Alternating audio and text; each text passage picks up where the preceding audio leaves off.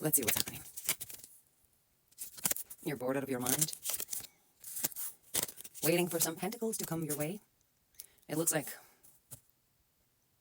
you want some kind of resource to come, financial resource to come into your life that will set you free from wanting and wishing and make your dreams come true. And your dreams, it looks like they're not really that complicated. They're more like, they're sort of baseline dreams, but you want the freedom, right?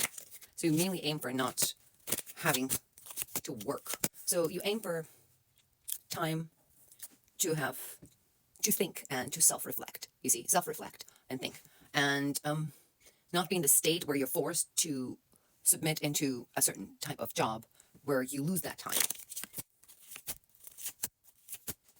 Presently, you're fighting, right? You're just fighting this thing.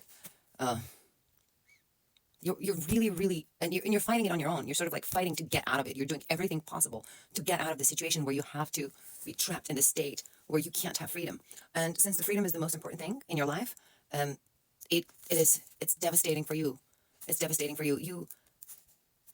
You feel you're not in a state of like where you need to beg for money, right? But you're sorry, you're getting just enough to survive. And the thing is, like, you're not quite sure at the moment whether this is going to go forever or it will end.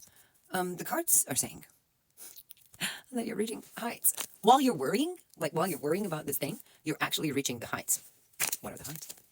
Ooh, darling. Venus, are you, aren't you? Venus.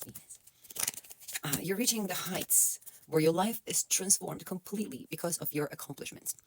And your accomplishments are, wow, utilizing your dark side, right? Your dark side. So this is, what, 2 cards? This dark side was stimulated because it looks like someone was stealing money from you. And by money from you, I mean, it could be different for everyone. It could be like literally someone borrowing money from you and never giving it back to you, or just you're giving too much money to someone, or it could just be someone hoarding into your second chakra and just draining the fuck out of your financial energy, taking it to themselves. In any case, that's what triggered. So you just basically went, fuck being poor. Fuck it. So you activated your masculine dark side and feminine dark side. Oh, God, tickly buns. That's rich.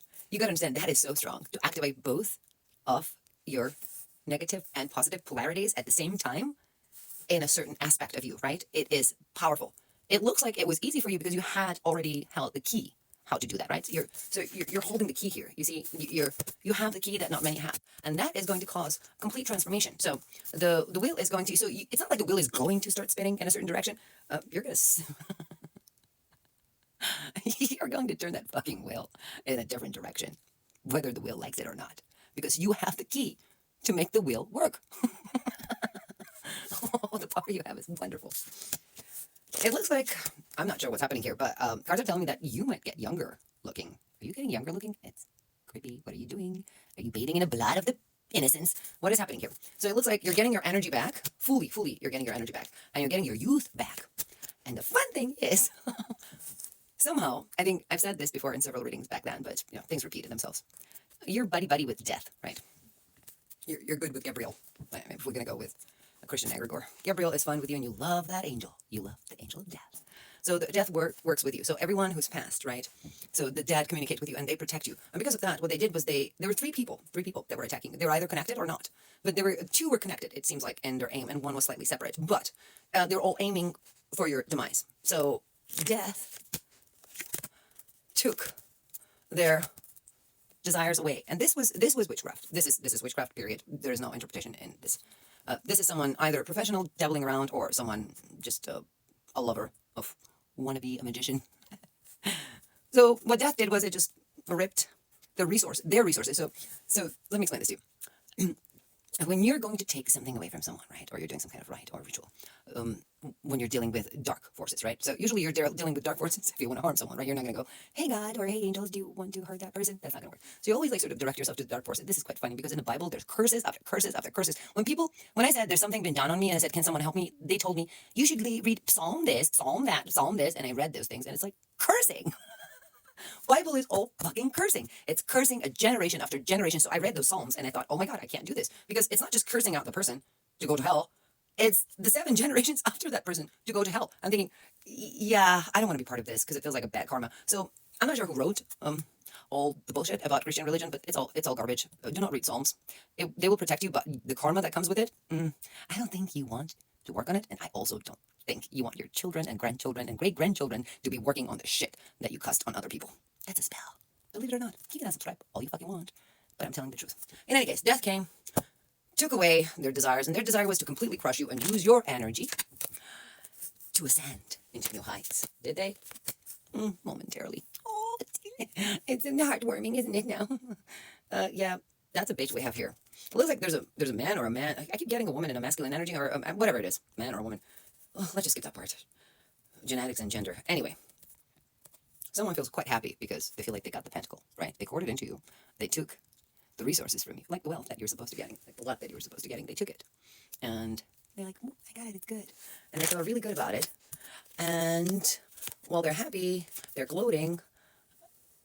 The universe is sending him a relationship, and the relationship that they're sending them is full of childhood issues, just packed with them, just packed of it. Imagine if you just like started seeing someone who has never resolved any of his childhood traumas, any of them, not even one. It's impossible to date someone like this.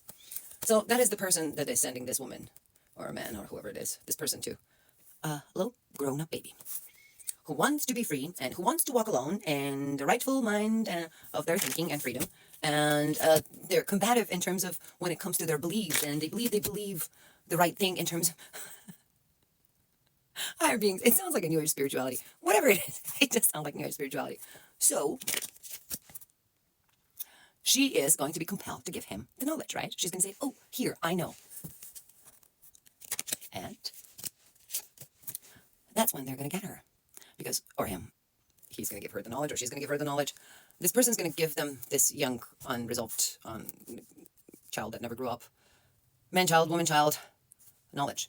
And when they get this knowledge, this little piece of shit is going to get a little cocky, right? A little cocky and proud that they have some kind of knowledge. And they think they can manage things around them, which is wrong, because what's going to happen is they're going to make a lot of, wow, those are crazy moves, acrobatic mistakes. They're going to go bent out of shape, and they're going to make so many mistakes. They're literally going to crumble the world around them. Like their household in itself is going to be disrupted completely. Like nothing will be functioning, because all this person would be focusing on, I have the knowledge. So because this person, I'm understanding what's happening here is that because this person thought that they knew something very well and they knew it better than you, so they decided to manipulate your energy by doing some kind of something on you. And they thought they had power, right? And knowledge.